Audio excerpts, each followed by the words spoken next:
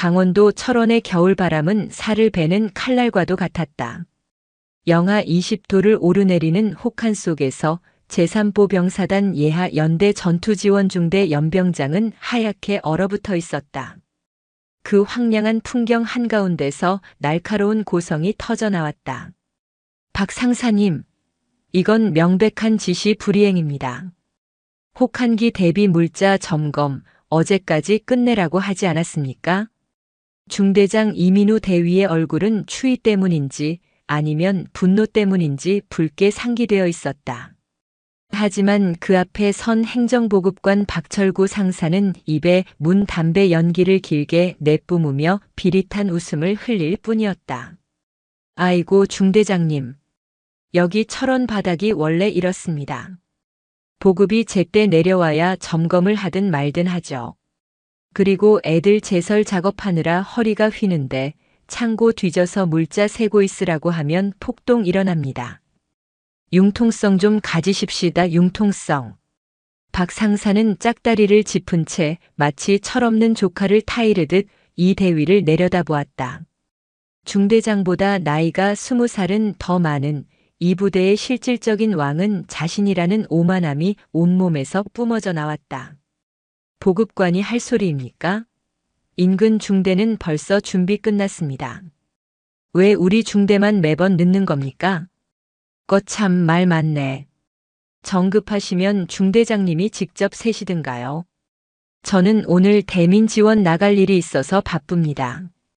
박 상사는 꽁초를 바닥에 퇴뱉고는 등을 돌렸다. 그 모습은 명백한 하극상이었다. 주변에 있던 부사관들과 병사들이 얼어붙은 채 눈치를 살폈다. 이 대위가 주먹을 꽉 쥐고 부들부들 떨고 있을 때였다. 부대 위병소를 통과한 검은색 지휘 차량 한 대가 연병장 진입로를 타고 미끄러지듯 들어왔다. 육중한 타이어가 눈을 밟는 소리가 정적을 깼다. 차량이 멈추고 뒷좌석 문이 열렸다. 거기 멈춰. 낮지만 뼈에 사무칠 듯 서늘한 목소리였다. 막 돌아서려던 박 상사의 발걸음이 멈칫했다. 차에서 내린 인물은 정복 차림의 여성이었다.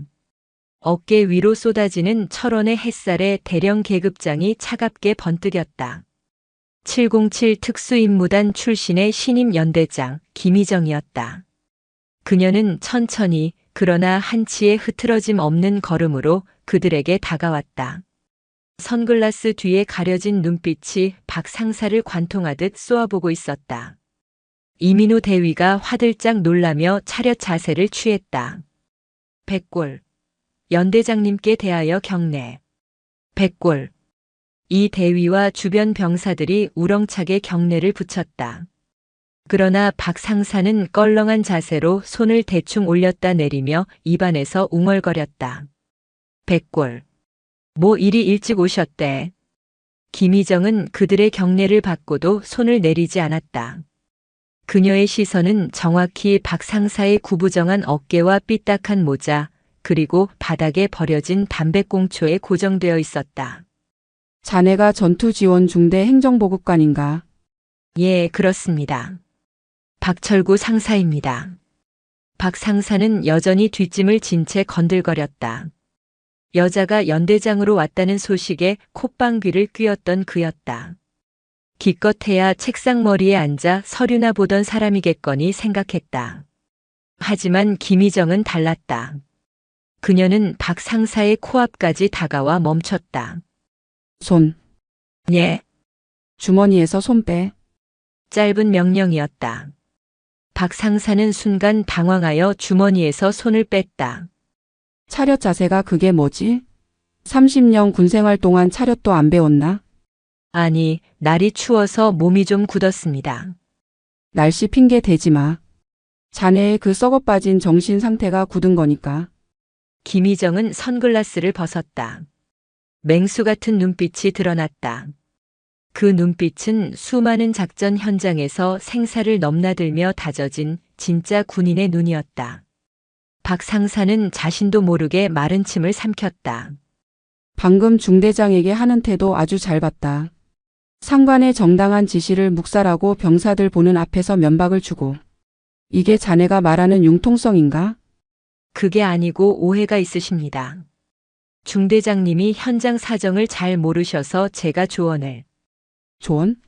꽁초 백고 등 돌리는 게 조언인가? 자네는 조언을 엉덩이로 하나 보지? 주변 병사들 사이에서 푹 하는 웃음이 터질 뻔했다가 급히 잦아들었다. 박 상사의 얼굴이 벌개졌다. 수치심이 확 밀려왔다. 감히 이 어린 연대장이 천하의 박 상사를 공개적으로 망신주다니. 똑바로 들어. 내 부대의 계급장 무시하고 설치는 놈은 필요 없다. 중대장. 예. 대위 이민우. 앞으로 이 시간 이후로 행정보급관이 지시 불이행하면 즉시 보고해. 항명제로 다스리겠다. 알겠습니다. 이 대위의 목소리에 처음으로 힘이 실렸다. 김희정은 다시 박 상사를 노려보았다. 그리고 자네. 내 눈은 못 속인다. 부대 꼴이 엉망이더군. 각오하는 게 좋을 거야. 김희정은 그 말을 남기고 지휘관실을 향해 걸어갔다. 그녀가 지나간 자리에 찬바람이 쌩하고 불었다. 박 상사는 주먹을 부르르 떨며 그녀의 뒷모습을 노려보았다. 어린 것이 어디서. 두고 보자. 누가 이기나. 하지만 그는 몰랐다. 김희정이 방금 스쳐 지나가며 맡은 냄새가 단순히 담배 냄새가 아니었다는 것을. 그녀는 박 상사의 몸에서 기름 냄새, 아니 횡령과 부패의 악취를 맡았다. 사냥은 이미 시작되었다. 연대장실은 냉기가 감돌았다. 난방이 들어오지 않아서가 아니었다. 책상 앞에 앉은 김희정 대령이 뿜어내는 기운 때문이었다.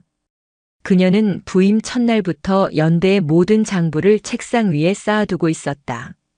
전투지원 중대 유류 수불 대장. 김희정이 손을 내밀자 작전과장이 긴장된 손길로 서류를 건넸다. 지난 겨울 난방유 수급 내역과 실제 보일러 가동 시간. 숫자가 안 맞아. 김희정의 눈은 정확했다.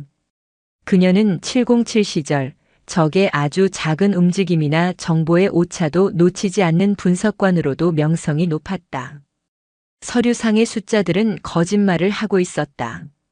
기름은 들어왔는데 불을 뗀 기록은 턱없이 부족했다. 남는 기름은 다 어디로 갔을까? 하늘로 증발했나? 혼잣말처럼 중얼거린 그녀는 자리에서 일어났다. 아멘 감찰 나간다. 수행원 없이 혼자 간다. 연대장님, 그래도 위험하실 수 있습니다. 헌병이라도 대동하시는 게. 내 몸은 내가 지킨다. 그리고 요란 떨면 쥐새끼가 숨어버려. 김희정은 전투복 위에 야전 상의를 걸치고 연대장실을 나섰다. 눈보라가 치는 오후였다. 그녀는 일부러 병사들이 잘 다니지 않는 부대 뒷길 유류고 쪽으로 향했다. 그 시각 전투지원중대 유류고 뒤편.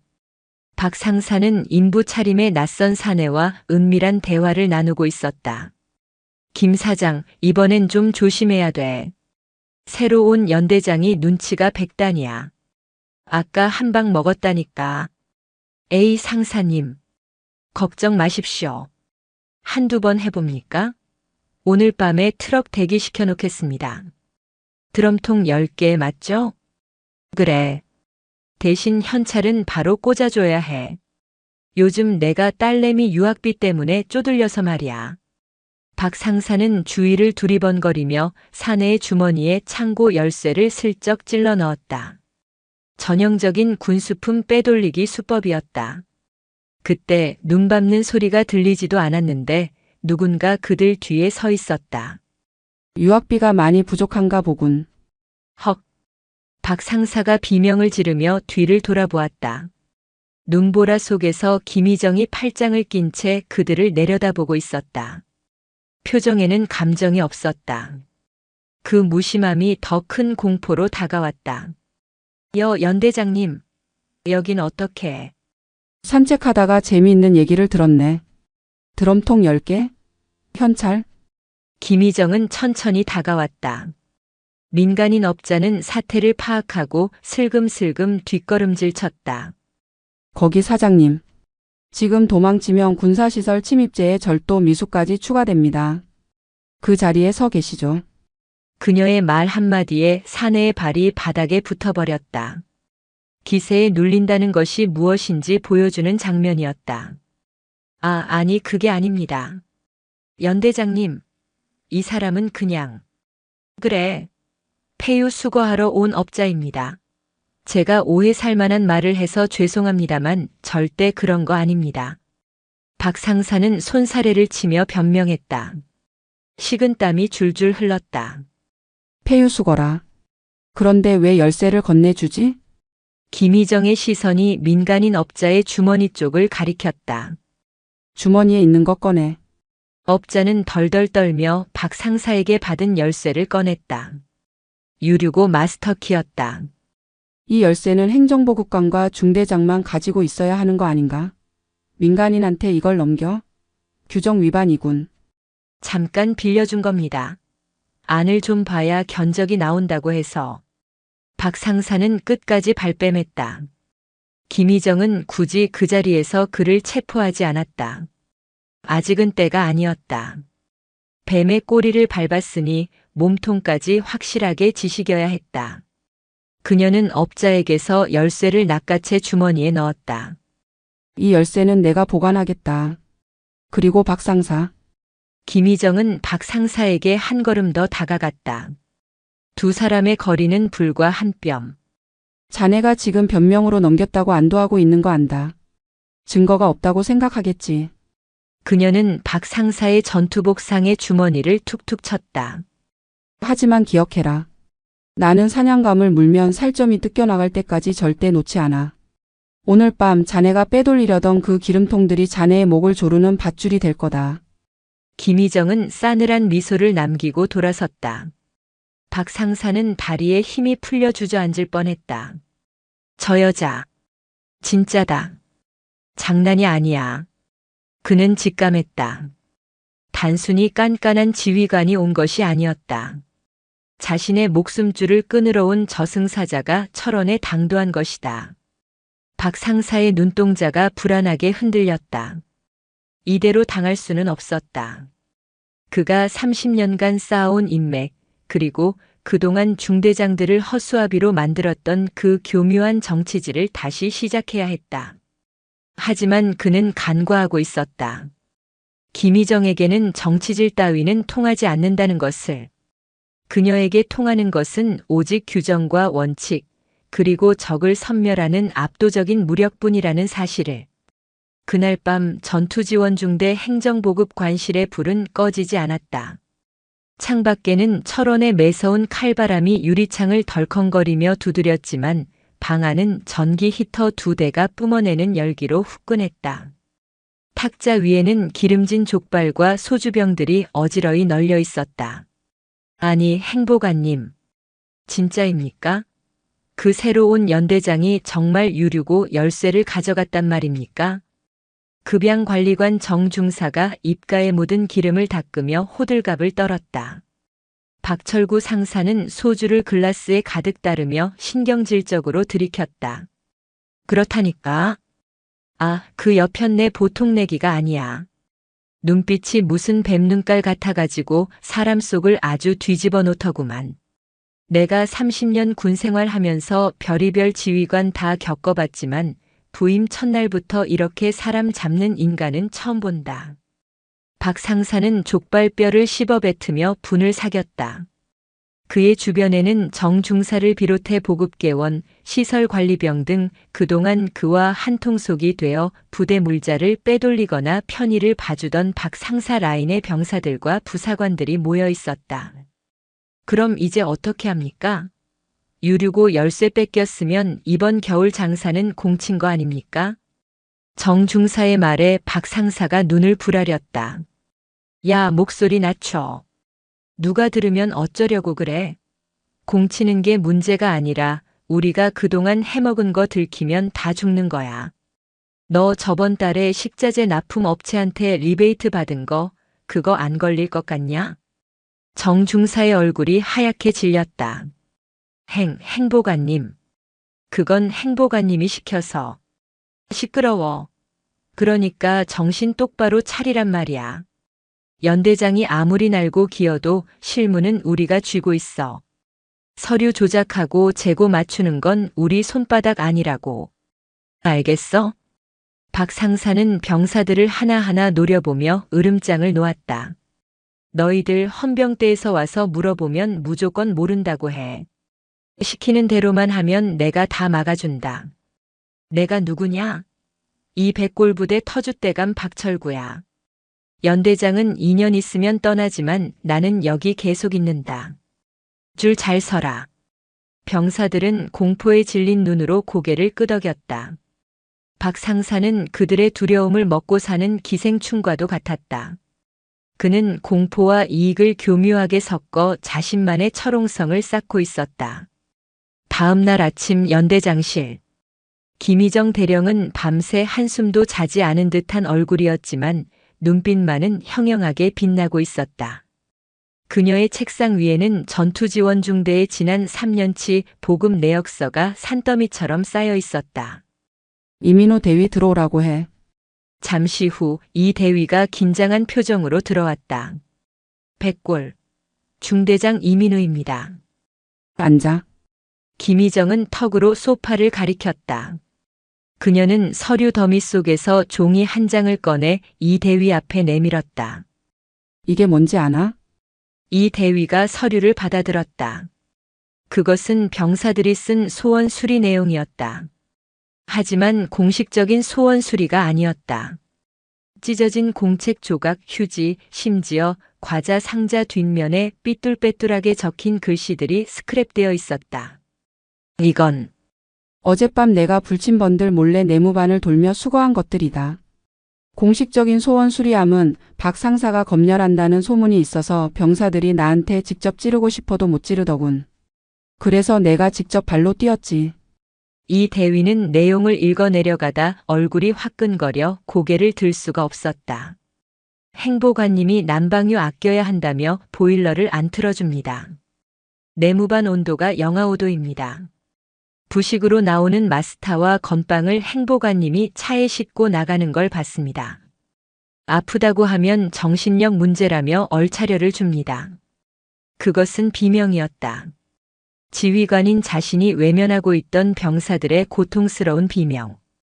자네는 중대장으로서 뭘 했나? 행보관이 무서워서?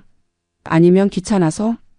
김희정의 목소리는 차가웠지만 그 안에는 깊은 실망감이 배어 있었다. 죄송합니다. 제가 무능했습니다.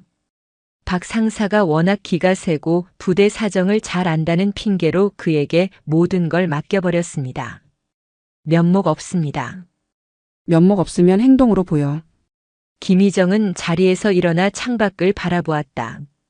멀리 전투지원중대 막사 굴뚝에서 희미한 연기가 피어오르고 있었다. 저 연기는 가짜다. 병사들은 추위에 떨고 있다. 지금부터 작전을 시작한다. 적은 외부에 있지 않아. 내부에 있지. 박 상사가 믿고 있는 그 실무라는 방패 내가 오늘부로 박살낼 거다. 제가 무엇을 하면 되겠습니까? 오후에 전 장비 지휘 검열을 실시하겠다. 예고 없이. 박 상사는 서류를 조작할 시간을 벌려고 할 거야. 자네는 박 상사의 동선을 차단해. 그가 어딘가로 전화를 걸거나 누군가를 만나는 걸 철저히 막아. 알겠나? 알겠습니다. 제 군 생활을 걸고 완수하겠습니다. 이 대위의 눈에 도끼가 서렸다. 더 이상 허수아비 중대장으로 남을 수는 없었다. 오후 2시. 비상 사이렌이 울려 퍼졌다. 전원 집합. 전 장비 지휘 검열이다. 10분 내로 연병장 집결. 박 상사는 행정반에서 커피를 마시다가 사이렌 소리에 소스라치게 놀라 커피를 쏟았다. 아니, 이게 무슨 날벼락이야? 검열이라니? 일정도 없었는데? 그가 급히 전화기를 들었다. 창고 관리병에게 연락해 장부를 숨기라고 지시하려던 찰나 행정반 문이 거칠게 열렸다. 전화기 내려놓으십시오, 박 상사님. 이민우 대위였다. 그의 뒤에는 무장한 당직 사관이 서 있었다. 뭡니까? 지금 급한 업무 처리 중인데. 지금부터 외부와의 모든 통신을 차단합니다. 연대장님 특별 지시입니다. 행보관님은 지금 즉시 저와 함께 연병장으로 이동합니다. 허 중대장님, 지금 저한테 명령하시는 겁니까? 제가 누군지 잊으셨습니까? 박 상사가 눈을 부라리며 다가왔지만 이 대위는 물러서지 않았다. 오히려 박 상사의 눈을 똑바로 쳐다보며 싸늘하게 말했다. 잊지 않았습니다. 당신은 내 부하인 상사 박철구입니다. 그리고 나는 당신의 상관인 대위 이민우입니다. 명령 불복 종시 즉결 처분 건의하겠습니다. 이동하십시오. 박 상사는 입을 떡 벌렸다. 늘 주눅 들어있던 이 대위가 아니었다. 무언가 믿는 구석이 생긴 게 분명했다. 박 상사는 이를 갈며 모자를 집어들었다. 그래, 어디 한번 해보자 이거지. 서류는 이미 다 맞춰놨어. 털어서 먼지 나나보자. 하지만 박 상사는 꿈에도 몰랐다. 김희정이 노리는 것은 서류 따위가 아니었다. 그녀는 박 상사가 그토록 자신 있어 하는 현장 그 자체를 파고들 준비를 마친 상태였다. 연병장에는 수백 명의 병사와 수십 대의 차량, 그리고 각종 군수 물자가 도열해 있었다. 칼바람이 몰아치는 와중에도 병사들은 부동자세로 서 있었다. 김희정 대령은 단상에 올라가지 않았다. 그녀는 병사들 사이를 천천히 걸어다니며 장비들을 손수 점검했다. 그녀의 손길은 거침없었다. 총기의 놀이쇠 뭉치를 분해해 기름칠 상태를 확인하고 차량의 하부를 기어 들어가 조인트 볼트의 마모 상태를 체크했다. 보여주기식 검열이 아니었다. 707 시절 장비 하나에 목숨이 왔다 갔다 하던 현장에서 익힌 진짜 점검이었다. 박철구 상사는 그 모습을 지켜보며 속으로 비웃었다. 여자가 뭘 안다고. 기껏해야 먼지나 닦았는지 보겠지. 김희정은 차량 대여를 지나 보급품이 쌓여있는 구역으로 다가왔다. 그곳에는 박 상사가 미리 준비해둔 어급 물자들이 보기 좋게 진열되어 있었다. 이게 전부는 아니겠지. 김희정이 박 상사를 돌아보며 물었다. 예. 이게 현재 보유 중인 가용 물자 전량입니다. 장부와 정확히 일치합니다. 박 상사는 뻔뻔하게 대답했다. 김희정은 진열된 침낭 하나를 집어들었다. 뽀송뽀송하고 두툼한 새 침낭이었다. 그래? 자네 말대로라면 우리 부대원들은 모두 이렇게 좋은 침낭을 쓰고 있다는 얘긴데. 김희정은 갑자기 대열 맨 뒤에 서 있는 앳된 이등병에게 다가갔다. 이름이 뭐지? 이병 최민수. 최이병. 지금 쓰고 있는 침낭 가져와봐. 박 상사의 눈동자가 흔들렸다. 연대장님, 굳이 개인 장구류까지 확인하실 필요가. 입 다물어. 김희정의 일갈에 박 상사가 움찔했다. 잠시 후 최이병이 자신의 군장을 풀어 침낭을 가져왔다. 김희정이 그것을 펼치자 솜이 다 죽어 얇은 천조각이나 다름없는 낡은 침낭이 드러났다. 곳곳에 곰팡이가 피어 있었고 지퍼는 고장 나 있었다. 이게 자네가 말한 가용 물자인가? 김희정은 낡은 침낭을 박 상사의 면전에 던졌다. 그게 보급이 모자라서 신병들에게는 아직 지급이 안 된 것 같습니다. 거짓말. 김희정은 주머니에서 스마트폰을 꺼냈다. 화면에는 창고 내부를 찍은 사진이 띄워져 있었다. 구석진 곳에 꽁꽁 숨겨져 있던 박스들. 그 안에는 최신형 침낭과 방한복이 가득 들어 있었다. 어젯밤 김희정이 잠입해서 찍은 증거였다. 창고 구석에 쥐새끼처럼 숨겨놓은 이 물건들은 뭔가? 자네가 밖에 내다 팔려고 쟁여둔 거 아닌가? 박 상사의 얼굴이 사색이 되었다. 아닙니다. 그건 비축 물자입니다. 전시 상황을 대비해서. 전시? 지금 병사들이 얼어 죽게 생겼는데 비축? 내 놈 배 채우려고 비축한 거겠지. 김희정의 고함 소리가 연병장을 울렸다. 병사들은 숨을 죽였다. 속이 뻥 뚫리는 듯한 통쾌함이 그들의 가슴을 때렸다. 늘 박 상사의 횡포에 시달리던 그들에게 연대장의 분노는 구원과도 같았다. 정 중사 앞으로 나와. 김희정의 호명에 정 중사가 쭈뼛거리며 걸어 나왔다. 박 상사가 정 중사를 노려보며 눈치를 줬지만 정 중사는 이미 김희정의 기세에 압도된 상태였다. 사실대로 말해. 이 물자들 어디로 가기로 되어 있었나? 말 안 하면 자네도 공범이다. 옷 벗고 감옥 갈래? 아니면 지금이라도 군인으로서 양심을 지킬래? 정 중사는 떨리는 입술을 열었다. 박 상사의 협박과 연대장의 압박 사이에서 갈등하던 그는 최 이병의 낡은 침낭을 보고 마음을 굳혔다. 자신도 한때는 저런 병사였다. 박 상사님이 인근 캠핑용품점에 넘기기로 했습니다. 오늘 밤 트럭이 오기로 되어 있었습니다. 야, 이 미친 새끼가 돌았나? 너 지금 뭐라고 짓거리는 거야? 박 상사가 이성을 잃고 정 중사에게 달려들었다. 주먹을 휘두르려는 찰나, 퍽! 둔탁한 타격음과 함께 박 상사가 바닥에 나뒹굴었다. 김희정이 순식간에 박 상사의 팔을 꺾어 제압하고 발을 걸어 넘어뜨린 것이다. 707 특수임무단 시절 익힌 실전 무술이 빛을 발하는 순간이었다. 으악! 내 팔! 박 상사가 고통의 비명을 질렀다. 김희정은 박 상사의 팔을 등 뒤로 꺾어 누른 채 그를 차갑게 내려다보았다. 군인에게 폭력을 행사해? 그것도 상관이 보는 앞에서? 김희정은 눌러쓴 베레모를 고쳤으며 나직하게 은조렸다. 박철구. 너는 군인도 아니다. 너는 그냥 제복 입은 도둑놈이야.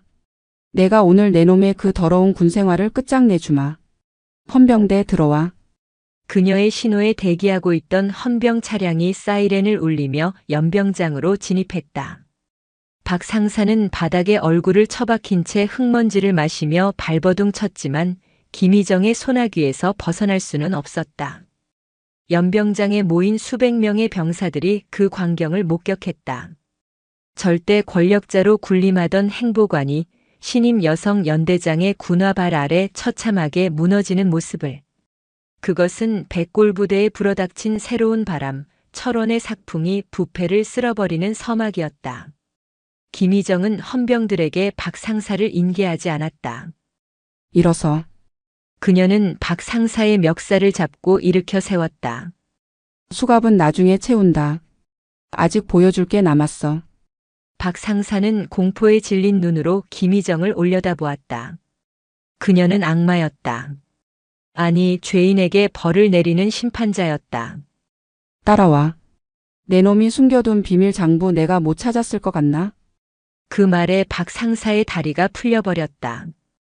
육체적인 제압보다 더 무서운 것은 자신의 모든 치부가 드러났다는 사실이었다. 김희정은 비틀거리는 박 상사를 끌고 본청 건물로 향했다. 이민우 대위와 최지훈 중위가 그 뒤를 따랐다. 그들의 발걸음에는 더 이상 망설임이 없었다. 철원의 하늘은 여전히 잿빛이었지만 병사들의 가슴 속에는 뜨거운 불꽃이 타오르기 시작했다. 연병장에서의 소란이 가라앉고 김희정 대령은 박철구 상사를 거칠게 이끌고 본청 건물 뒤편의 보일러실로 향했다. 낡은 철문이 끼익 소리를 내며 열리자 매캐한 기름 냄새와 후끈한 열기가 얼굴을 덮쳤다. 이곳은 부대 내에서 가장 은밀하고도 지저분한 곳, 박 상사가 자신의 아지트처럼 여기던 공간이었다. 박 상사는 헌병들에 의해 양팔이 붙들린 채 억지로 끌려 들어왔다. 그의 제복은 흑투성이었고 얼굴에는 억울함과 공포가 뒤섞인 기묘한 표정이 서려 있었다. 연대장님, 이게 무슨 짓입니까? 아무리 지휘관이라도 영장 없이 이러는 건 불법입니다. 인권 침해라고요. 박 상사가 악을 썼다. 하지만 김희정은 들은 척도 하지 않았다. 그녀는 보일러실 구석에 놓인 낡은 철제 캐비닛 앞으로 걸어갔다. 먼지가 수북이 쌓인 캐비닛 위에는 관계자 외출입 금지라는 팻말이 붙어 있었다. 인권? 병사들 먹일 쌀 팔아먹고 이피로 빼돌린 자가 인권을 논하나? 김희정은 주머니에서 하얀 면장갑을 꺼내 꼈다. 그리고 캐비닛 문을 여는 대신 그 옆에 놓인 거대한 배관 파이프 쪽으로 시선을 돌렸다. 천장을 가로지르는 굵은 온수 파이프. 그 위쪽은 사람의 시선이 닿지 않는 사각지대였다. 박철구. 자네는 습관이 있어. 불안하면 자꾸 왼쪽 위를 쳐다보더군. 아까 연병장에서도 그랬지. 박 상사의 눈동자가 심하게 흔들렸다. 저 파이프 단열재 안쪽. 거기가 자네 금고인가? 무슨 소리를 하시는 겁니까? 거긴 그냥 배관일 뿐입니다. 박 상사의 목소리가 갈라졌다. 김희정은 턱짓으로 이민우 대위를 가리켰다. 중대장. 저 위 확인해. 알겠습니다. 이 대위가 사다리를 가져와 파이프 위로 올라갔다. 박 상사는 숨을 쉴 수 없었다. 심장이 터질 것만 같았다. 저기에는 그가 지난 5년간 작성해온 거래 장부와 차명 통장, 그리고 현금 다발이 들어있었다. 절대 들켜서는 안 되는 판도라의 상자였다. 이 대위가 단열재 틈새를 더듬거렸다. 잠시 후 그의 손에 검은색 비닐로 꽁꽁 싸맨 묵직한 꾸러미가 들려 나왔다. 찾았습니다. 뭐가 있습니다. 아, 안 돼. 그거 내 거야. 손대지 마. 박 상사가 발광하듯 몸부림쳤지만 헌병들의 힘을 이겨낼 수는 없었다. 이 대위가 내려와 꾸러미를 김희정에게 건넸다. 김희정은 천천히 비닐을 벗겼다. 그 안에서는 낡은 대학 노트 2권과 도장, 그리고 5만 원권 지폐 뭉치가 쏟아져 나왔다. 호. 현금이 꽤 되는군. 3천만 원은 되겠어. 김희정은 돈뭉치를 대충 옆으로 밀어두고 노트를 펼쳤다. 2023년 12월 5일. 디젤 2000리터 매각. 김 사장. 입금 완료. 2024년 1월 10일. 혹한기 부식비 가라 영수증 처리. 차액 200만 원. 행복안실 회식비 명목으로 땡김. 김희정은 노트를 한 장 한 장 넘기며 내용을 소리내어 읽었다. 박 상사의 얼굴이 흑빛으로 변해갔다. 그것은 단순한 장부가 아니었다. 그의 파멸을 알리는 사형 선고문이나 다름없었다. 아주 꼼꼼하군. 뇌물 준 사람 이름, 날짜, 금액, 심지어 사용처까지. 자네 혹시 나중에 공범들 협박하려고 이렇게 자세히 적어놨나? 김희정의 날카로운 지적에 박 상사는 고개를 떨구었다. 맞았다. 그는 서로를 믿지 못하는 범죄의 세계에서 자신을 보호하기 위해, 그리고 여차하면 같이 죽자는 심보로 모든 것을 기록해 두었다. 하지만 그 보험이 이제는 자신을 찌르는 칼이 되어 돌아왔다. 이 노트에 적힌 이름들. 김 사장, 최 대표, 이 전무. 지역 건설 업체부터 식자재 납품 업체까지 다양하군. 이 사람들 지금 다 어디 있을까? 김희정은 싸늘하게 웃으며 휴대폰을 꺼내 스피커폰을 켰다. 예, 연대장님. 헌병대장입니다. 확보했나? 네. 장부에 적힌 업체 사장들 지금 전원 참고인 자격으로 소환해서 조사 중입니다. 박 상사가 주도했다고 서로 불기 바쁩니다. 증거 확보는 시간 문제입니다. 통화 내용이 보일러실에 울려 퍼지자 박 상사는 다리에 힘이 풀려 주저앉았다. 그의 견고했던 그가 왕처럼 군림했던 이 철원 바닥의 인맥들이 도미노처럼 무너지고 있었다. 들었지? 자네가 형님 동생하며 챙겨주던 그 사람들이 자네 등에 칼을 꽂고 있어. 김희정은 쭈그리고 앉아 박 상사와 눈을 맞췄다. 이제 상황 파악이 좀 되나? 자네는 지금 횡령범 잡범으로 잡혀가는 게 아니야. 군 조직을 좀먹은 암적인 존재, 반역자로서 심판받게 될 거다. 연대장님. 한 번만 봐주십시오. 제가 죽을 죄를 지었습니다. 그 돈 다 토해내겠습니다. 제발. 박 상사가 김희정의 바짓단을 잡고 애원했다. 비굴함의 극치였다. 방금 전까지 연병장에서 기세등등하던 모습은 온데간데 없었다. 김희정은 더러운 것을 본다는 듯 박 상사의 손을 쳐냈다. 돈은 당연히 국고로 환수될 거야. 하지만 자네 죄는 돈으로 씻을 수 없어. 병사들이 추위에 떨 때 자네는 따뜻한 밥을 먹었고 부모님들이 보내준 소중한 아들들을 자네의 사욕을 채우는 노예로 부렸어. 그녀는 노트를 다시 비닐에 넣으며 일어섰다. 이대위, 예, 이 증거물들 헌병대에 넘기지 말고 내가 보관한다. 예. 규정상 증거물은 즉시. 내가 보관한다고 했다. 아직 끝난 게 아니야. 이놈을 법정에 세우기 전에 반드시 확인해야 할 게 하나 더 있다. 이 대위는 의아해했지만 연대장의 눈빛에 담긴 깊은 뜻을 읽고 고개를 끄덕였다. 김희정은 박 상사를 내려다보며 마지막 한마디를 던졌다. 박철구, 오늘 밤은 유치장이 아니라 독방에서 보내게 될 거야. 거기서 곰곰이 생각해봐. 자네가 지키고 싶었던 게 진짜 돈이었는지 아니면 다른 무엇이었는지. 김희정은 헌병들에게 눈짓했다. 끌고 가. 이동. 박 상사가 질질 끌려나갔다. 텅 빈 보일러실에는 김희정과 이 대위만이 남았다. 이 대위는 떨리는 목소리로 물었다. 연대장님, 증거가 이렇게 명백한데 바로 구속수사 안 하시는 이유가 뭡니까? 김희정은 차가운 배관을 손으로 쓸어내렸다. 저런 놈을 감옥에 보내는 건 쉽지. 하지만 감옥에서 몇 년 살다 나오면 그만이야. 숨겨둔 돈으로 떵떵거릴 수도 있고. 내가 원하는 건 그게 아니야. 그녀의 눈빛이 차갑게 번뜩였다. 저 자가 가진 모든 것을 잃게 만드는 것. 명예, 돈 그리고 가족에게조차 버림받는 비참한 최후. 그게 내가 내리는 형벌이다. 이 대위는 등골이 서늘해졌다. 김희정 대령. 그녀는 단순한 군인이 아니었다. 악을 멸하기 위해서는 악보다 더 독해질 수 있는 진정한 사냥꾼이었다. 연대 본청 지하에 위치한 임시 구금실. 창문 하나 없는 좁은 독방에 갇힌 박철구 상사는 미칠 것만 같았다. 시간 감각이 사라진 그곳에서 들리는 소리라고는 천장의 환풍기 돌아가는 소리뿐이었다. 어디서부터 잘못된 거지? 완벽했는데. 30년 동안 아무 문제 없었는데. 그는 벽에 머리를 찌우며 자책했다. 신임 연대장 김희정. 그녀가 오기 전까지 백골부대 예하 연대의 실세는 분명 자신이었다.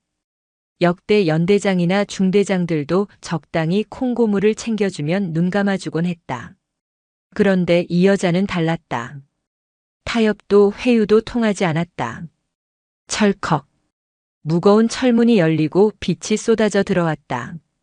박 상사는 눈을 찡그리며 고개를 들었다. 김희정 대령이 들어왔다. 그녀의 손에는 서류 파일 하나가 들려 있었다. 그녀는 의자를 끌어와 박 상사의 맞은편에 앉았다. 식사는 입에 맞나? 박 상사는 대답하지 않았다. 쉰내 나는 짬밥 따위 넘어갈 리 없었다. 말하기 싫으면 듣기만 해. 김희정은 파일을 열었다. 오늘 오후 자네 처남이 검찰에 소환됐다.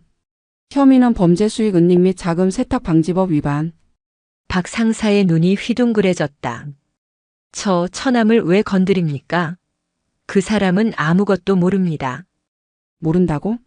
자네가 횡령한 돈 처남 명의의 유령 회사 계좌로 세탁했잖아.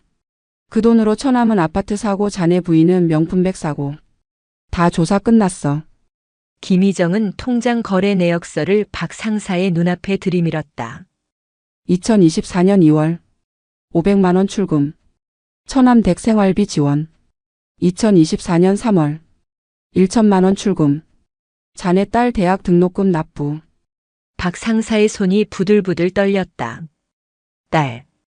눈에 넣어도 아프지 않을 외동딸의 등록금이 병사들의 피를 빨아먹은 돈이었다는 사실이 적나라하게 드러나고 있었다. 가족은 건드리지 마십시오. 제발 부탁입니다. 제가 다 했습니다. 제가 다 시킨 겁니다. 박 상사가 울부짖었다. 김희정은 냉정했다. 법은 감정에 호소한다고 봐주지 않아. 자네가 저지른 죄의 대가는 자네 가족들이 함께 치르게 될 거야. 공범이니까. 김희정은 잠시 말을 멈췄다. 박 상사의 절망이 극에 달하기를 기다리는 듯 했다. 그리고 또 하나. 자네가 그토록 자랑하던 형님들 말이야. 그녀는 다른 서류를 꺼냈다. 진술서였다. 건설업체 김 사장 진술서. 박 상사가 먼저 돈을 요구했다. 안 주면 공사 대금 결제를 미루겠다고 협박했다. 식자재 납품업체 최 대표 진술서. 박 상사가 썩은 고기를 납품하라고 지시했다. 차액은 현금으로 받아갔다. A. 배신자 새끼들. 박 상사는 이를 갈았다. 그들과 형님 동생하며 술잔을 기울이던 기억이 주마등처럼 스쳐 지나갔다. 그들은 박 상사의 권력을 보고 붙어있던 파리떼에 불과했다. 권력이 사라지자마자 그들은 살기 위해 박 상사를 물어뜯고 있었다. 자네는 이제 혼자야. 군대에서도 사회에서도. 자네를 도와줄 사람은 아무도 없어. 김희정은 서류를 덮고 박 상사를 뚫어지게 쳐다보았다. 박철구. 자네의 군생활 30년. 그 끝이 참으로 초라하군. 명예로운 전역식은커녕 포승줄에 묶여 뉴스에 나오게 생겼어. 백골부대 비리 행보관 가족까지 동원해 수억 횡령. 헤드라인으로 딱 좋지 않나? 으악.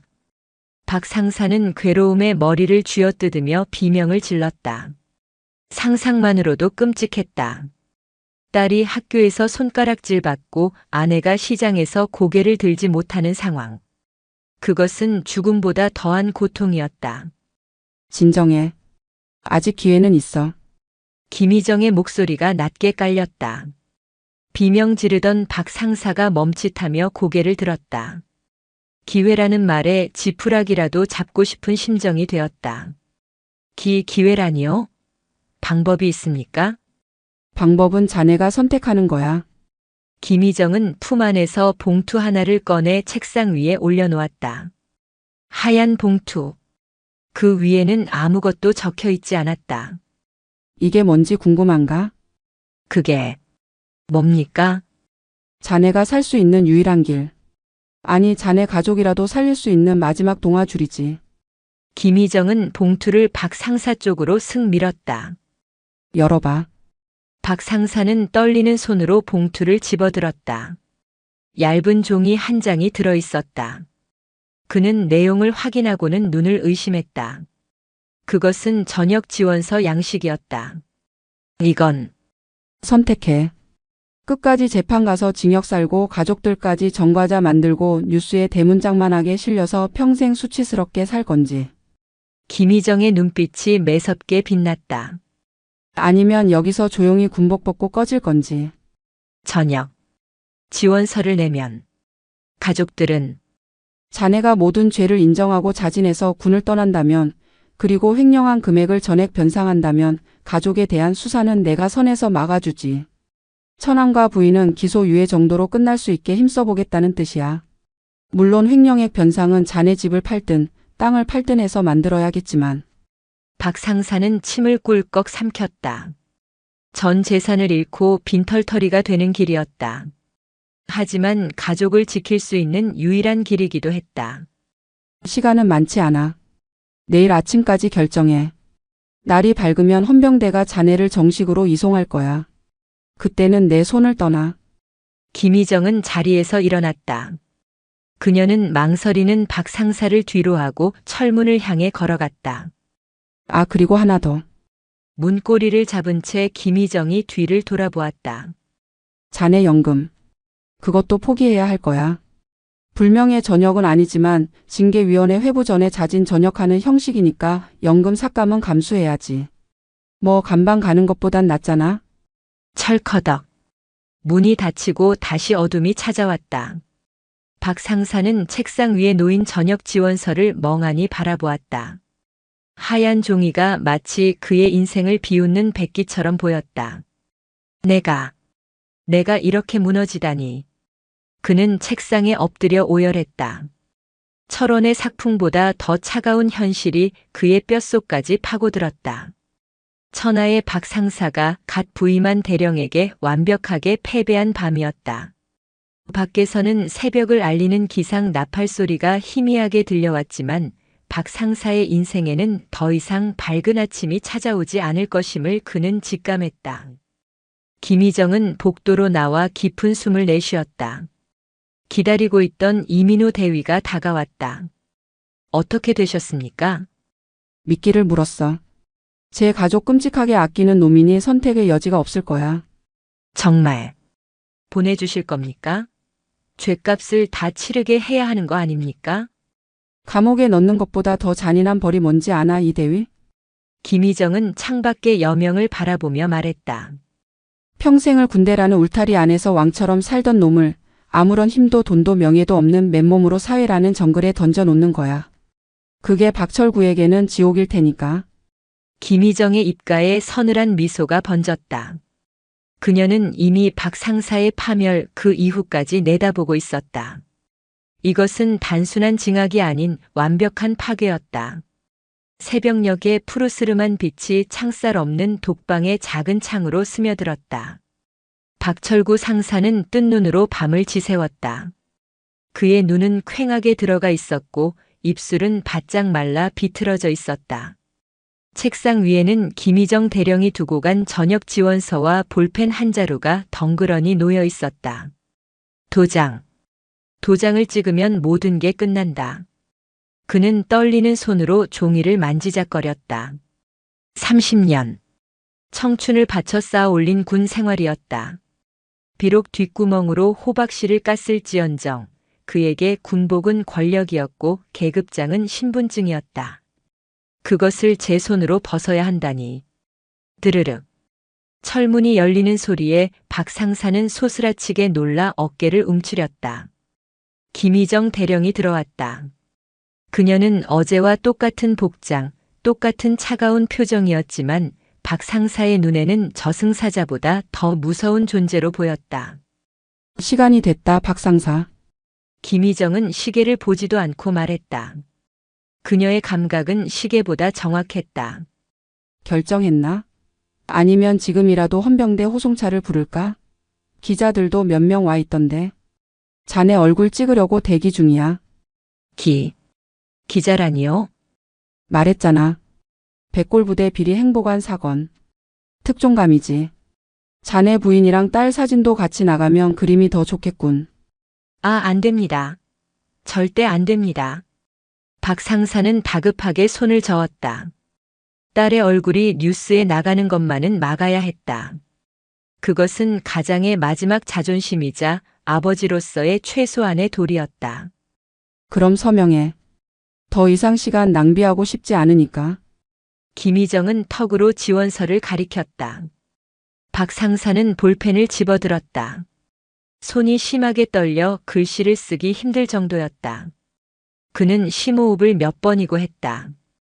이것만 쓰면 가족은 건드리지 않는다. 그는 결국 떨리는 손으로 자신의 이름 3글자를 적어 넣었다. 박철구. 그 이름이 오늘따라 낯설고 초라해 보였다. 서명란에 지장을 찍는 순간 그의 눈에서 굵은 눈물방울이 뚝 떨어져 종이를 적셨다. 잘 생각했다. 현명한 선택이야. 김희정은 지원서를 낚아채듯 가져가 확인했다. 이 시간부로 자네의 전역 절차는 급행으로 처리될 거야. 사단장님 결제는 이미 받아놨다. 연대장님, 제가 횡령한 돈 다 갚으면 정말로 가족은 약속은 지킨다. 자네가 전 재산을 털어서라도 굳고 손실을 메꾼다면 가족에 대한 수사는 내 선에서 마무리 짓지. 단 자네는 빈털터리가 되겠지만. 박 상사는 고개를 떨구었다. 평생을 긁어 모은 돈과 명예가 한순간에 물거품이 되었다. 일어나. 마지막으로 할 일이 남았어. 마지막. 일이라니요? 짐 싸야지. 관사 비워줘야 할 거 아닌가. 오늘 중으로 방 빼. 김희정은 박 상사를 앞세워 독방을 나섰다. 복도에는 이민우 대위와 헌병들이 대기하고 있었다. 박 상사가 나오자 그들의 시선이 집중되었다. 예전 같으면 박 상사의 눈치를 보며 슬금슬금 피했을 그들이 이제는 경멸과 동정이 섞인 눈빛으로 그를 쳐다보고 있었다. 박 상사는 행정보급 관실로 향했다. 불과 어제까지만 해도 자신의 왕국이었던 곳. 문을 열고 들어가자 짐 정리를 하고 있던 정 중사와 눈이 마주쳤다. 행보관님. 정 중사는 황급히 시선을 피하며 하던 일을 계속했다. 다른 개원들도 마찬가지였다. 아무도 박 상사에게 경례를 하지 않았다. 그는 이미 투명 인간이나 다름없었다. 박 상사는 자신의 책상으로 가서 개인 물품을 챙겼다. 가족 사진, 낡은 수첩, 그리고 그가 아끼던 고급 만년필. 박스에 물건을 담는 그의 손길이 처량했다. 서둘러. 후임자가 기다리고 있으니까. 김희정이 문가에 기대어 재촉했다. 박 상사는 울컥했지만 참았다. 이제 그에게는 항변할 힘조차 남아있지 않았다. 박스를 들고 행정반을 나오는데 연병장에서 아침 점호를 마친 병사들이 우르르 몰려나오고 있었다. 박 상사는 고개를 숙이고 병사들 사이를 지나가려 했다. 저기 행보관님 아니야? 사복 입었네. 짐 싸서 가시나 본데? 야, 잘됐다. 저 인간 때문에 그동안 얼마나 고생했는데. 속이 다 시원하다. 병사들의 수군거림이 비수처럼 꽂혔다. 그들은 박 상사가 들으라는 듯 큰 소리로 떠들었다. 평소라면 당장이라도 달려가 조인트를 깠을 테지만 지금의 박 상사는 그저 도망치듯 걸음을 재촉할 뿐이었다. 위병소 앞. 김희정이 따라 나와 멈춰 섰다. 여기까지다. 위병소 밖으로 나가는 순간 자네는 민간인이야. 다시는 이 부대 근처에 얼씬도 하지 마. 박 상사는 뒤를 돌아보았다. 자신이 30년을 몸담았던 부대. 곳곳에 자신의 손때가 묻어 있었지만 이제는 그 어디에도 그를 반기는 곳은 없었다. 연대장님, 제가 정말 그렇게 나쁜 놈이었습니까? 마지막으로 남은 미련이 질문이 되어 튀어나왔다. 김희정은 무표정한 얼굴로 대답했다. 자네는 나쁜 놈이 아니라 썩은 놈이었다. 도려내지 않으면 전체를 죽이는 암덩어리. 그러니 원망하지 마라. 자네가 자초한 일이니까. 그녀의 냉정한 대답에 박 상사는 씁쓸한 웃음을 지었다. 그는 더 이상 아무 말도 하지 않고 위병소를 통과했다. 철문이 쾅 하고 닫히는 소리가 그의 등 뒤에서 울렸다.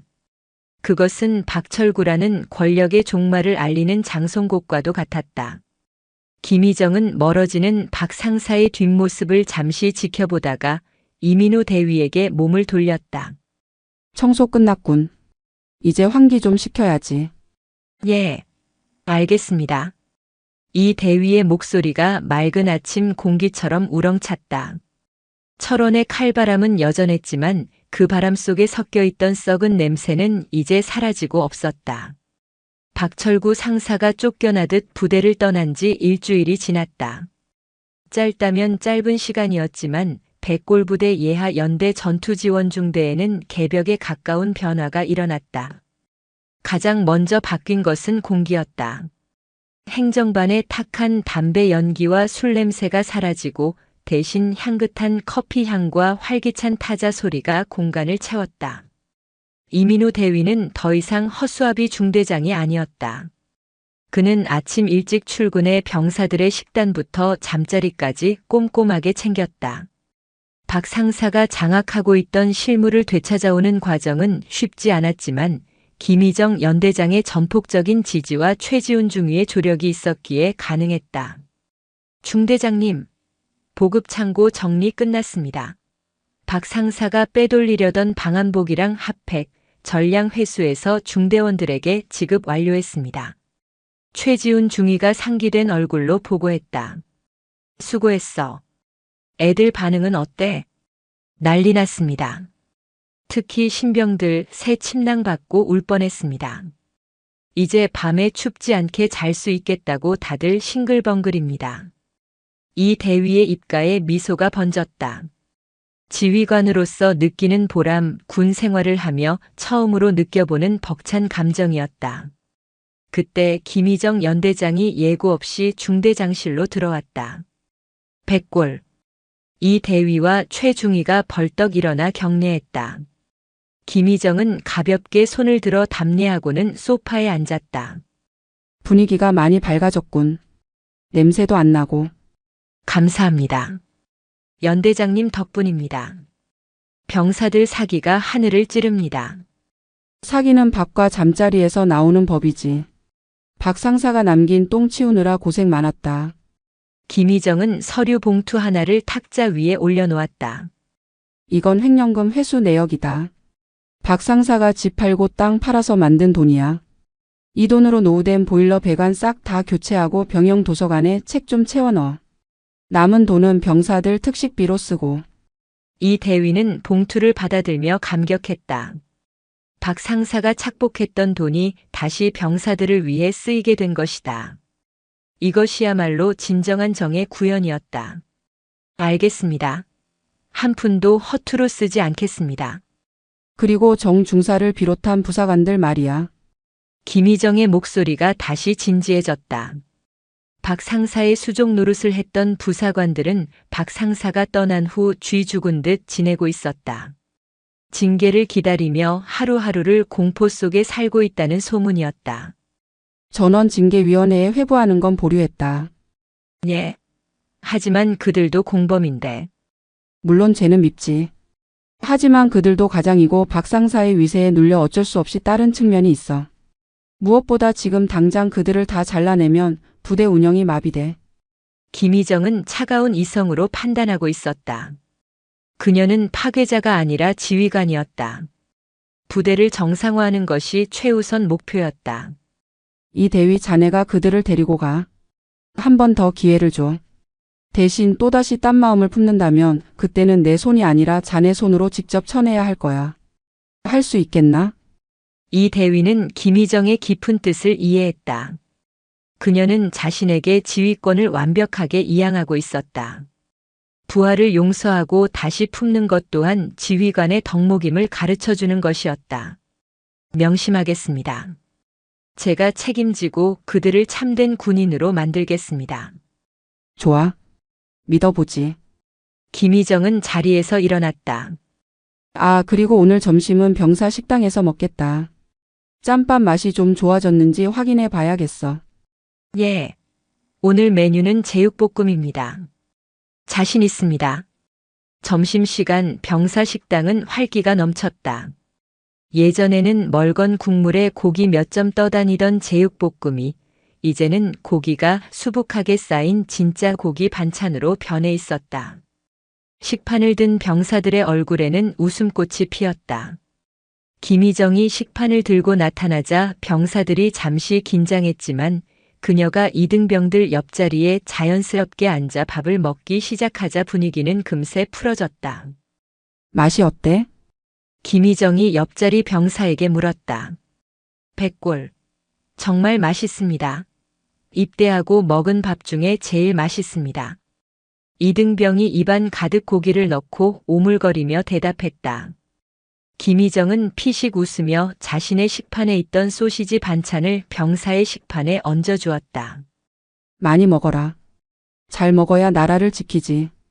그 모습을 지켜보던 이민우 대위와 최지훈 중위의 가슴이 뭉클해졌다.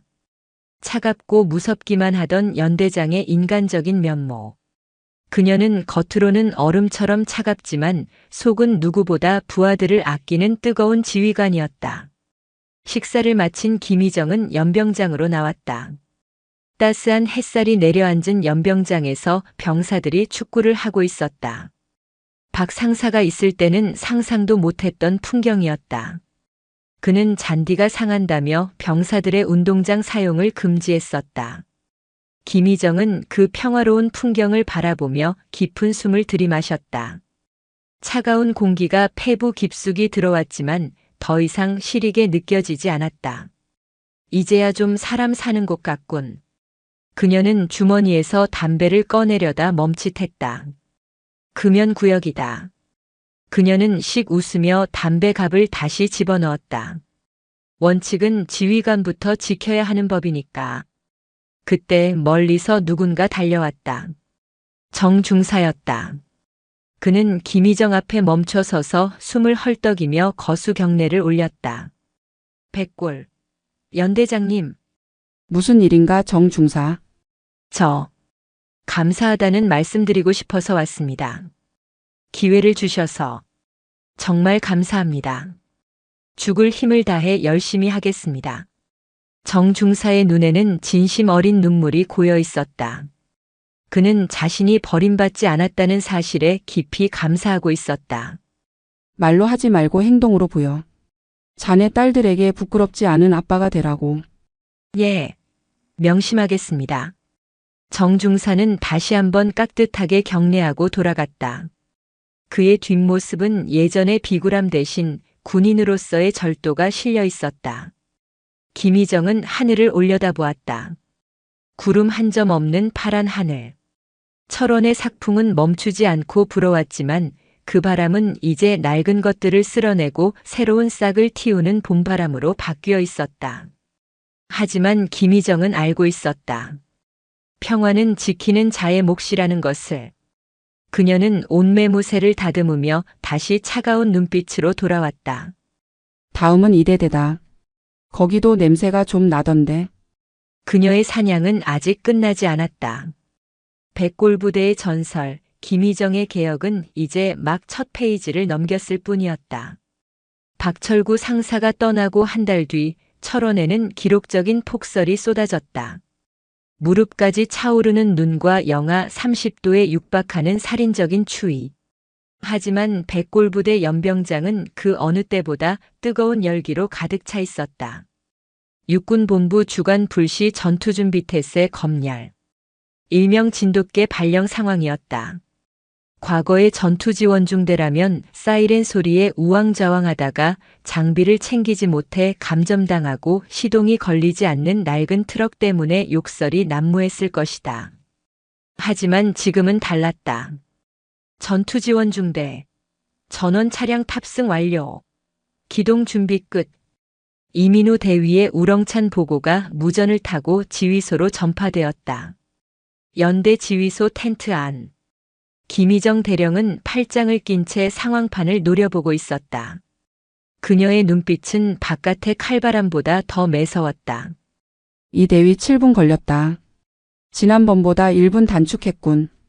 예. 신형 배터리로 교체한 덕분에 시동 불량 차량이 한 대도 없습니다. 자만하지 마. 실전은 이제부터다. 가상적 특수부대가 대마리 일대로 침투했다는 첩보다. 4.2인치 박격포 소대 즉시 매복 지점으로 이동해서 조명탄 지원 준비해. 알겠습니다. 무전기 너머로 들려오는 이 대위의 목소리에는 자신감이 넘쳤다.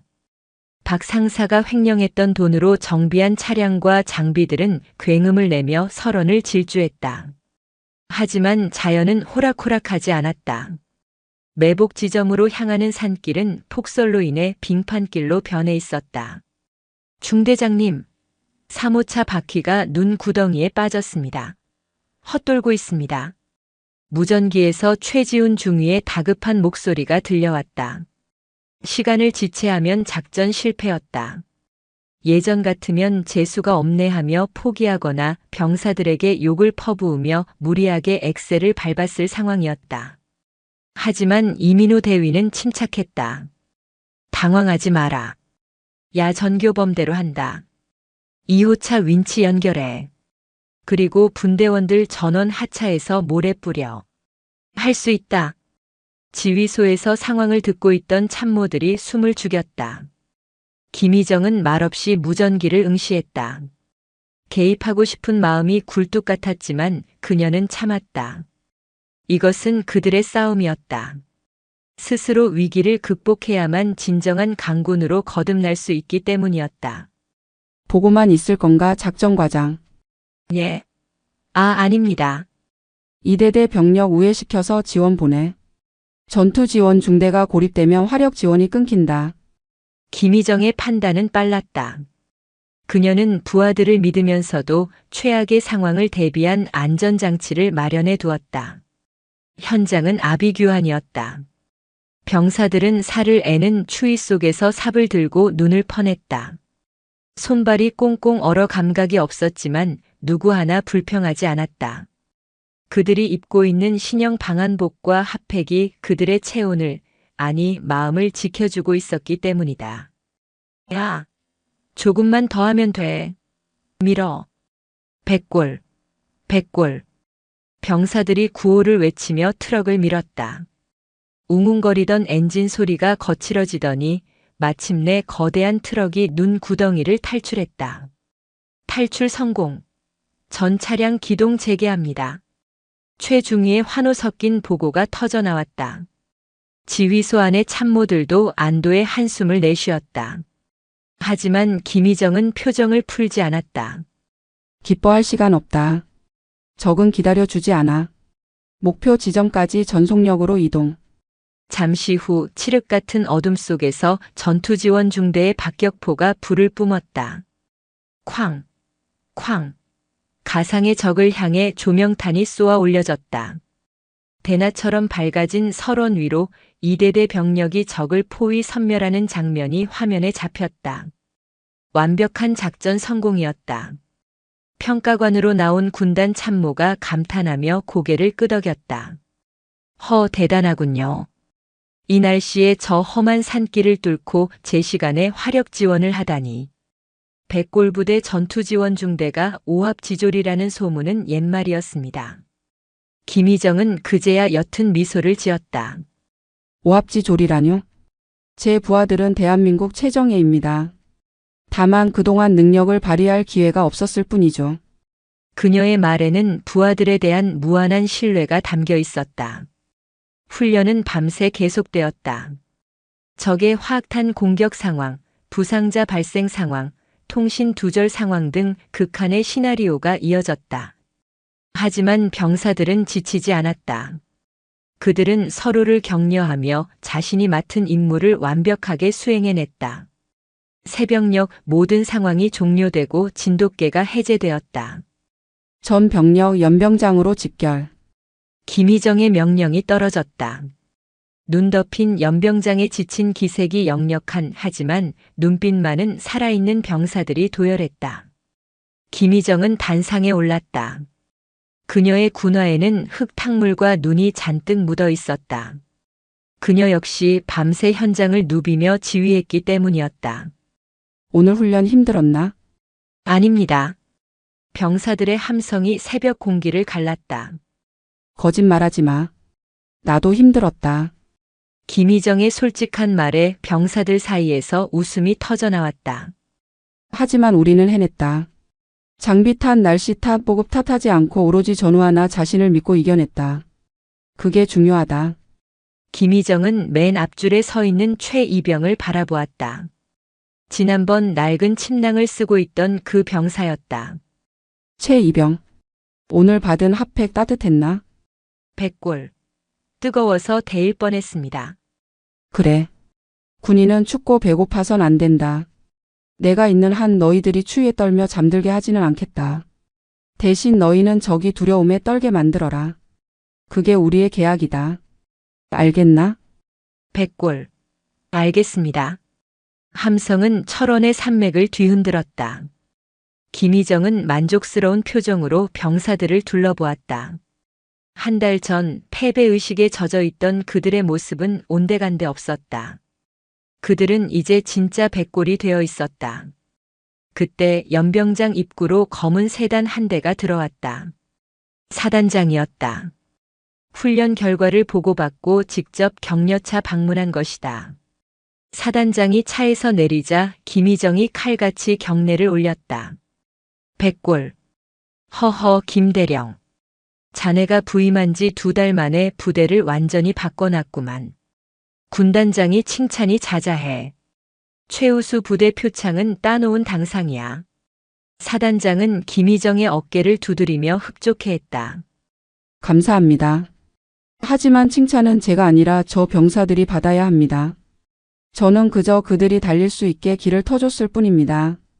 김희정은 공을 부하들에게 돌렸다.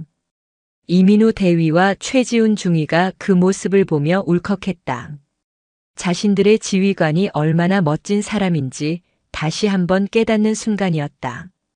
하지만 김희정의 눈은 이미 다음을 향하고 있었다. 이번 훈련으로 전투력은 검증되었다.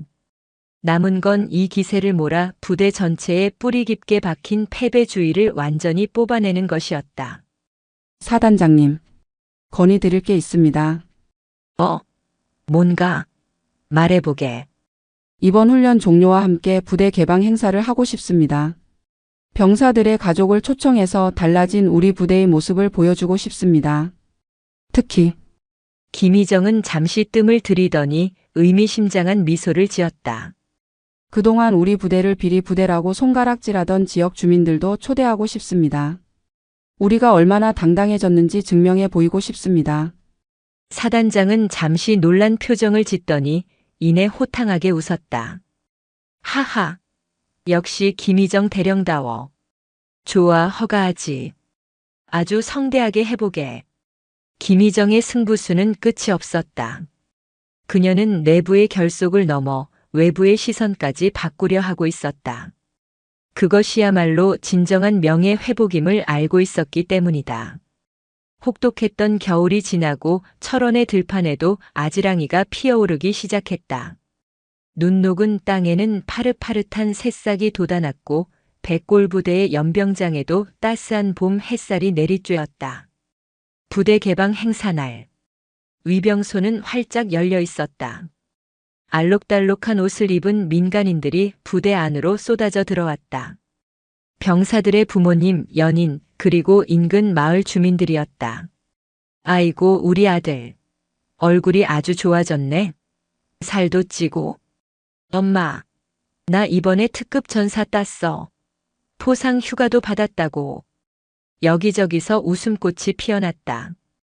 예전 같으면 군대 밥이 맛없다, 내무반이 춥다는 하소연이 들렸겠지만 지금은 자랑 섞인 목소리들 뿐이었다.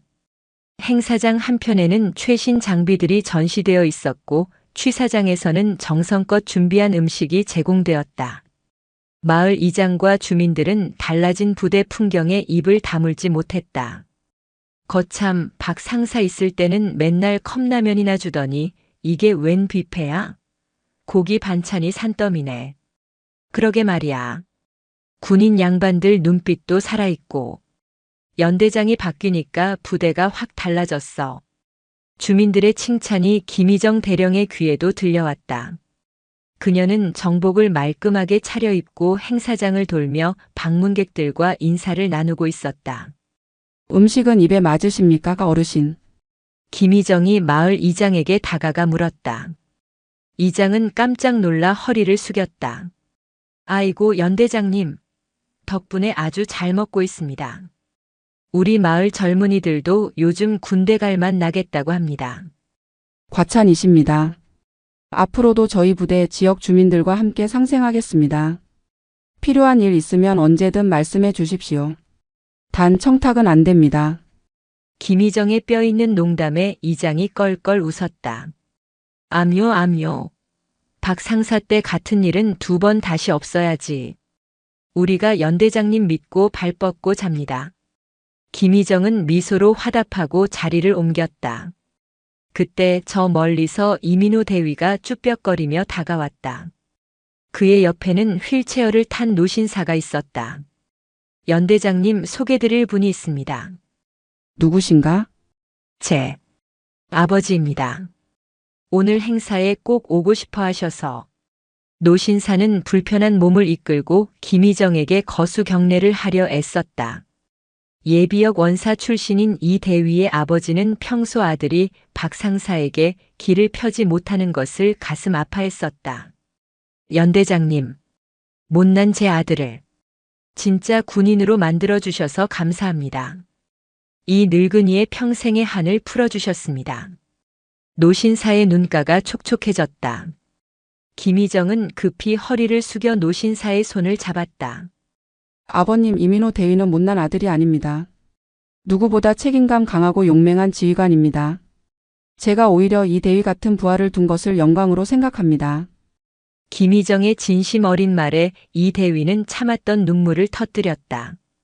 그동안의 마음고생과 서름 그리고 성장의 기쁨이 뒤섞인 눈물이었다. 울지마 중대장. 부하들이 본다. 김희정은 이 대위의 어깨를 툭 쳤다. 죄송합니다. 너무 좋아서 그만. 이제 자네가 이 부대의 기둥이야. 내가 떠나더라도 흔들리지 마라. 떠나시다니요? 벌써 가십니까? 이 대위가 놀라서 물었다. 김희정은 연병장 너머 철책선을 바라보았다. 군인은 한 곳에 머무르지 않아. 임무가 끝나면 또 다른 전장으로 가야지. 하지만 아직은 아니야. 아직 가르쳐 줄 게 많이 남았으니까. 그녀의 말에 이 대위는 안도했다. 행사가 절정에 달했을 때 김희정은 연단에 올랐다. 수백 명의 시선이 그녀에게 쏠렸다. 친애하는 장병 여러분 그리고 가족 여러분. 그녀의 목소리는 마이크를 타고 부대 전체에 울려 퍼졌다. 철원의 겨울은 춥고 혹독합니다. 삭풍은 뼈를 깎고 눈보라는 길을 막습니다. 하지만 우리는 보았습니다. 서로의 체온으로 추위를 녹이고 믿음으로 길을 만드는 기적을 말입니다. 병사들은 숨을 죽이고 그녀의 말을 경청했다. 지난 겨울 우리는 썩은 살을 도려내는 아픔을 겪었습니다. 하지만 그 상처 위에는 더 단단한 새살이 돋아났습니다. 이제 이 부대의 부패와 비겁함은 설 자리가 없습니다. 오직 명예와 헌신 그리고 전우애만이 백골의 정신으로 남을 것입니다. 와! 병사들과 가족들의 함성과 박수갈채가 터져나왔다. 그것은 연출된 것이 아닌 진심에서 우러나온 존경의 표현이었다. 나는 약속합니다. 이 땅에 봄이 오듯이 우리 백골부대에도 언제나 승리의 봄만이 있을 것입니다. 이상. 김희정이 거수경례를 올렸다. 백골. 모든 병사가 일제히 경례로 화답했다.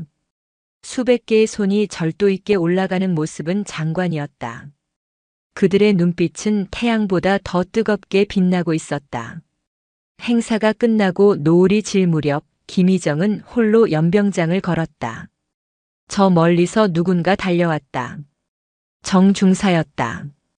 그는 이제 완전히 달라진 모습으로 누구보다 성실하게 임무를 수행하고 있었다. 연대장님, 퇴근 안 하십니까? 잠시 바람 좀 쐬고 들어가지. 오늘 행사 최고였습니다. 그리고 이거. 정중사는 주머니에서 캔커피 하나를 꺼내 건넸다. 따뜻했다. 편의점에서 산 겁니다. 뇌물 아닙니다. 정중사가 너스레를 떨었다. 김희정은 픽 웃으며 커피를 받아들었다. 고맙다. 뇌물 아니니까 마시지. 캔커피를 따서 한 모금 마셨다. 달콤하고 따뜻한 액체가 목을 타고 넘어갔다. 문득 처음 이곳에 왔을 때 맡았던 쓴 담배 냄새와 기름 냄새가 떠올랐다. 하지만 지금 코끝에 스치는 건 봄바람의 싱그러운 흙내음뿐이었다. 철원의 삭풍은 멈췄다. 아니, 이제 그 바람은 그들을 단련시키는 시원한 청량제가 되어 있었다. 김희정은 캔을 비우고 다시 지휘관실을 향해 걸음을 옮겼다. 그녀의 등 뒤로 백골부대 마크가 선명하게 빛나고 있었다. 겉모습은 차가운 얼음 마녀 같지만 속은 그 누구보다 뜨거운 군인. 김희정 대령의 전설은 이제 막 시작되었을 뿐이다. 철원의 밤하늘에 별이 하나둘 떠올랐다. 그 별들 아래서 대한민국 최정예 백골부대는 오늘 밤도 두 눈을 부릅뜨고 이 땅을 지키고 있을 것이다. 김희정이라는 든든한 등대와 함께